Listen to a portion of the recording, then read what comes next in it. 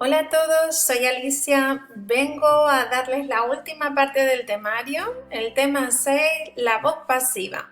Espero que esto les ayude a afrontar el estudio. Vamos a empezar con una pequeña definición de la voz pasiva. En la voz pasiva se destaca la acción y no quien la realiza, es decir, destacamos la acción y no el sujeto. En la oración pasiva, quien realiza la acción carece de importancia. A veces incluso se omite, ¿vale?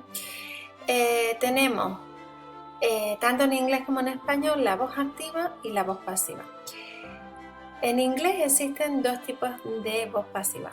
La pasiva de objeto directo y la pasiva de objeto indirecto. Nosotros nos vamos a centrar en la primera, ¿vale? Porque la segunda es demasiado complicada.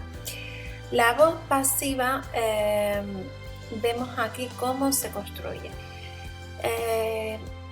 Tenemos un ejemplo de voz activa. Luis buys a book. Luis compra un libro. Y si lo pasamos a pasiva, sería a book, que lo tenemos aquí, que es el complemento directo, pasa a ser el sujeto, a book. Luego cogeríamos y pondríamos el verbo to be en presente, is, a book is, y en segundo lugar lo que vamos a hacer es añadirle el participio de pasado. Y dirán ustedes, ¿qué es el participio de pasado? Pues muy bien, en los verbos regulares sería simplemente al infinitivo añadirle una ed, ¿vale? E de España, D de Dinamarca. Si lo que tenemos delante no es un verbo regular sino irregular, tendríamos que ir a la tercera columna de los verbos irregulares, ¿vale? En este caso, el verbo buy es irregular y tenemos que coger la tercera columna, ¿vale? Buy, bought, boat. A book is bought. ¿Y quién lo compra? Luis, ¿verdad? Pues le vamos a poner la partícula buy, que es la preposición, y tendríamos que poner después la persona, que sería el sujeto de la activa, acompañada de la preposición. Es decir, fíjense cómo Luis pasa de aquí a aquí, como el complemento directo, que sería a book, pasa a ser el sujeto de la oración, y el verbo buy pasa a participio de pasado, pero delante siempre le vamos a poner el verbo to be. En general siempre vamos a formar la oración pasiva añadiendo al verbo to be, en este caso en presente, más el participio de pasado. Si es un verbo regular, se le añade de, y si es un verbo irregular, tercera columna de los verbos irregulares. Aquí tenemos un ejemplo con el verbo beat. I am beaten. Yo soy golpeado. You are beaten. Tú eres golpeado. He is beaten.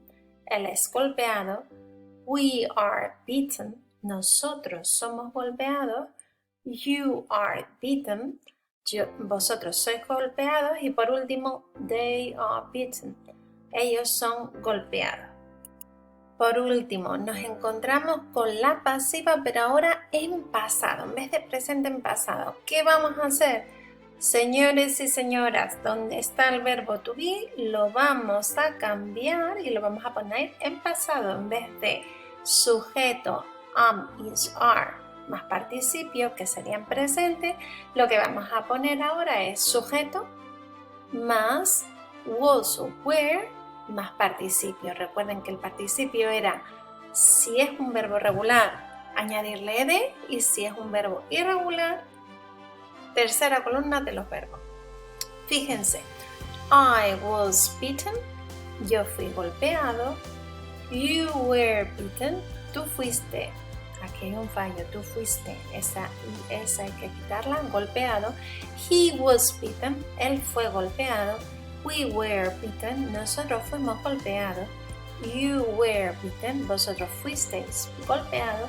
Y they were beaten, ellos fueron golpeados. Por último, les aconsejo que hagan en sus cuadernos las tres columnas, una con la afirmativa, otra con la negativa y otra con la interrogativa. Una en presente, tal cual sería como lo tienen en el manual. Are you invited? I am not invited. Y en la interrogativa, am I invited? ¿Ven?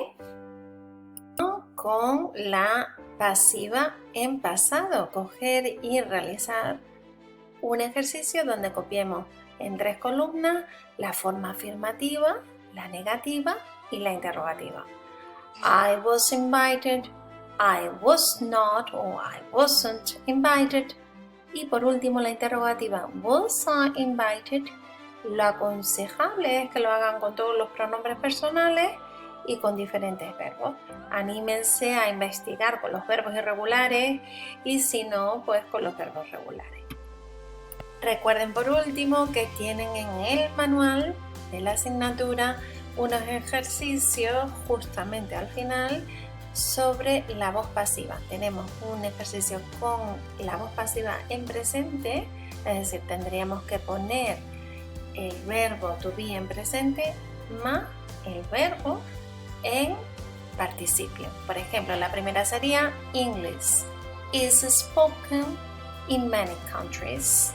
El segundo ejercicio es lo mismo, pero con la voz pasiva en pasado. My car,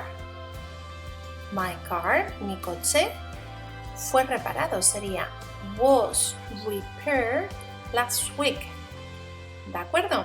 Bueno, espero que les sea sencillo. Fíjense que cuando tiene not hay que ponerlo en negativa y si tenemos una pregunta, vamos a tener que poner primero el verbo to be, por ejemplo en este caso, when was this bridge built? When was this bridge built?